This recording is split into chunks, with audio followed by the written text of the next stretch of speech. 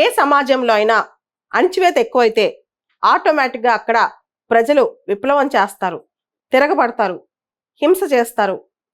అక్కడ కొన్నాళ్ళకి ప్రెషర్ అనేది బయటకు వచ్చేస్తుంది.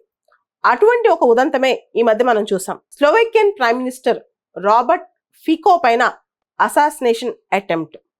అసలు ఒక ప్రైమ్ మినిస్టర్ పైన హత్య చేయడానికి పూనుకోవడం ఏంటి సమస్య ఒకసారి చూద్దాం.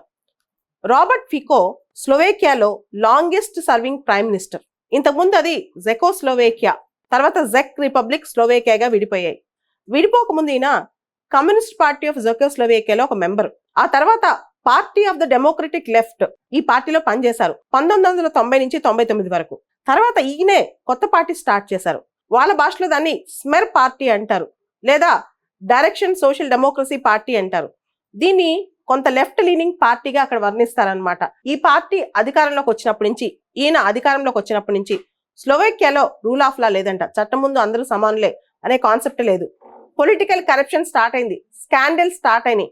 ఆ తర్వాత కొన్ని సోషల్ వెల్ఫేర్ మెజర్స్ ఈయన చేసినా సరే ప్రజలకు ఆయన నచ్చట్లేదు అనమాట. దానికి అనేక కారణాలు ఉన్నాయి. ఒకటి, స్లోవేకియా నాటోలో మెంబర్. నాటోలో స్లోవేకియా మెంబర్ అయినప్పటికీ ప్రస్తుతం రాబర్ట్ ఫికో పార్టీ మాత్రం రష్యాకి సపోర్ట్ గా ఉంది. ఉక్రెయిన్ కి అగెనెస్ట్ గా స్టేట్మెంట్లు ఇస్తున్నారు. ఉక్రెయిన్ కనుక నాటోలో చేరితే మేమే ఆపేస్తామని చెప్పి కూడా చెప్తున్నారు. దాంతో పాటు ఈ పార్టీ కాస్త పాపులిస్ట్ పాలిటిక్స్కి వెళ్ళినా అన్ఎంప్లాయ్మెంట్, ఎకానమీ అస్సలు బాగాలేకపోవటం, ఇన్ఫ్లేషన్, ఇవన్నీ కూడా ఈయన పాలసీస్ అక్కడ లోకల్ గా చాలా మందికి నచ్చట్లేదు. ఈయన వల్లే స్లోవేకియా ఇబ్బంది పడుతుందని చెప్పి కూడా అక్కడ చాలా మంది అభిప్రాయపడుతున్నారు అనమాట. సొసైటీ కూడా చాలా పోలరైజ్ అయిపోయింది. దాంతో ఈయన పార్టీ లెఫ్ట్ వింగ్ అయితే అక్కడ రైట్ వింగ్ ఐడియాలజీ స్టార్ట్ అయిందనమాట. టీవీ రేడియో యాక్ట్ అని చెప్పి రీసెంట్ గా ఈయన ఒక యాక్ట్ తీసుకొచ్చారు.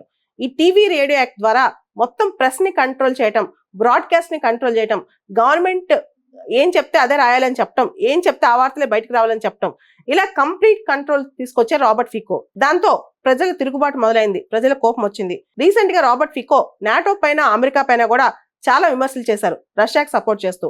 నాటోలో సభ్య దేశం అయినప్పటికీ స్లోవేకియా నాటో పైన, అమెరికా పైన కామెంట్స్ చాలానే చేసింది ఈ మధ్య. ఇవన్నీ చూసి ప్రజలు, ముఖ్యంగా ఆయన చేసే కంట్రోల్, ప్రజల్ని కంట్రోల్ చేసే విధానం కానీ ఇవన్నీ వాళ్ళకి నచ్చట్లేదు. దాంతో తిరగబడ్డారు. రీసెంట్ గా ఒక పోయెట్ అండ్ పొలిటికల్ యాక్టివిస్ట్ ఈయన పైన కాల్పులు జరిపారు. అసాసినేషన్ అటెంప్ట్ జరిగింది, త్రుటిలో ప్రమాదం తప్పింది. కానీ బాగా ఇంజూర్ అయ్యారు రాబర్ట్ ఫికో.